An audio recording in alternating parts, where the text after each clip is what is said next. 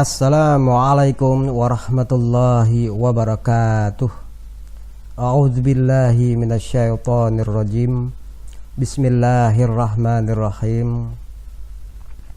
Video kali ini masuk pada judul Teori Ilmu Al-Quran. Teori Ilmu Al-Quran. Untuk konsep judul ini sebenarnya lebih sempit wawasannya dibanding bila kita bicara tentang Al-Quran sebagai ilmu. Al-Quran itu ilmu. Jadi nanti bisa beda pengertiannya antara Al-Quran itu ilmu dengan teori ilmu Al-Quran. Kalau Al-Quran itu ilmu, itu mencakup seluruh ayat-ayat Al-Quran sebagai ilmu. Tapi kalau teori ilmu Al-Quran itu sebagian ayat-ayat atau sejumlah ayat-ayat Al-Quran yang mewakili menjadi teori. Nah, untuk menjelaskan seluruh ayat-ayat Al-Quran sebagai ilmu, ya. Jadi teori ilmu Al-Quran itu sebagian ayat-ayat yang mewakili menjadi teori untuk menjelaskan diri Al-Quran sebagai ilmu. Sebab kalamullah, perkataan atau firman Allah yang diajarkan kepada manusia melalui para rasulnya, itu adalah ilmu.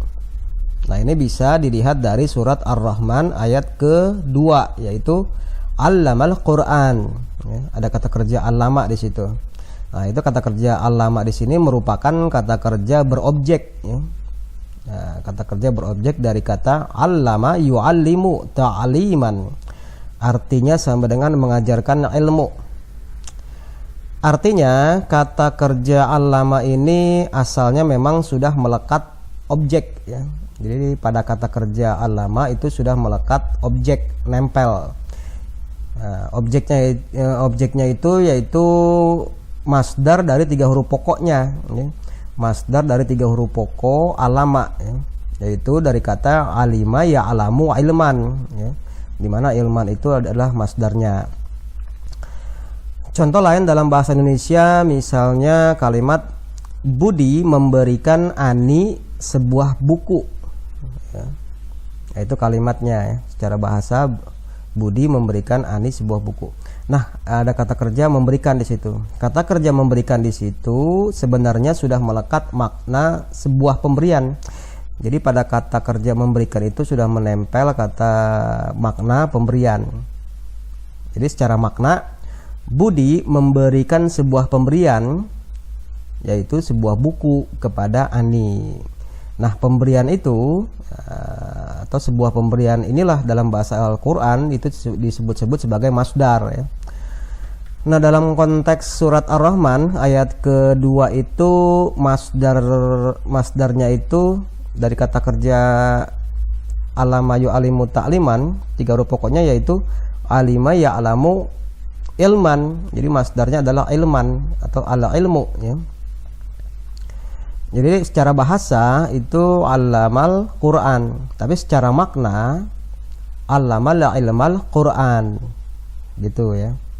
Dia harus bisa dipahami secara bahasa dan secara makna.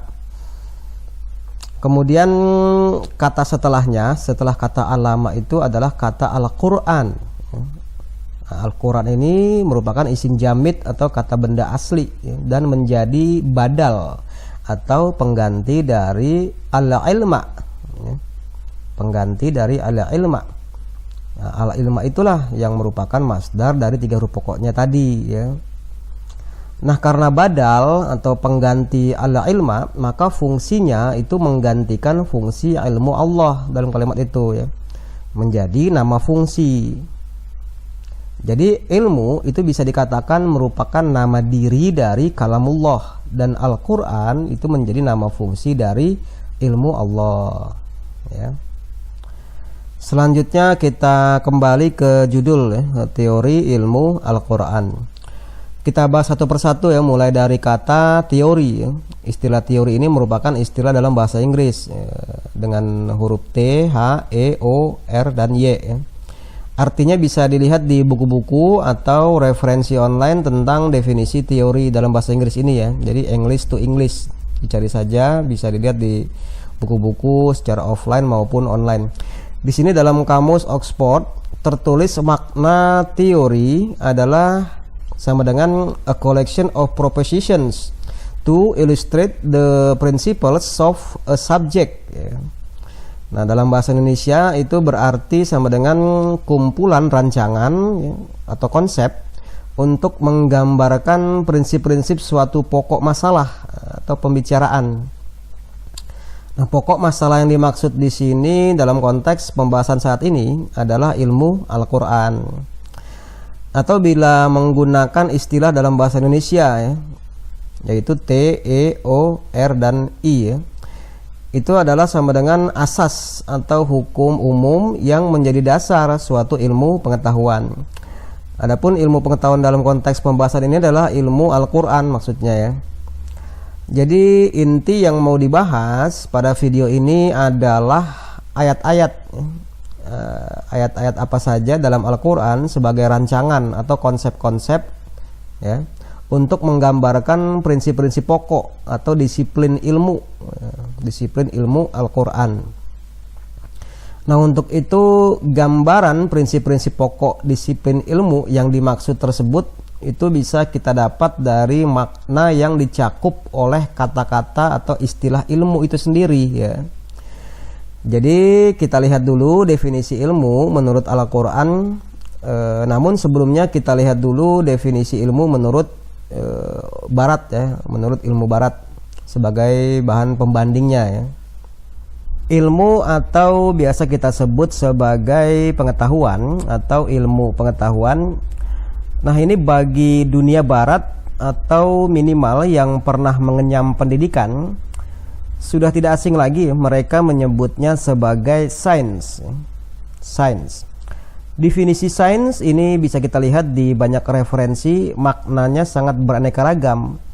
Tetapi kendati pun beraneka ragam, tetap saja dapat kita kenal bahwa sumber pemikirannya adalah bersumber dari alam atau nature. Makanya paham ini sering disebut sebagai naturalism atau naturalisme. Definisinya misalnya bisa kita ambil, science is the intellectual and practical activity encompassing the systematic study of the structure and behavior of the physical and natural world through observation and experiment.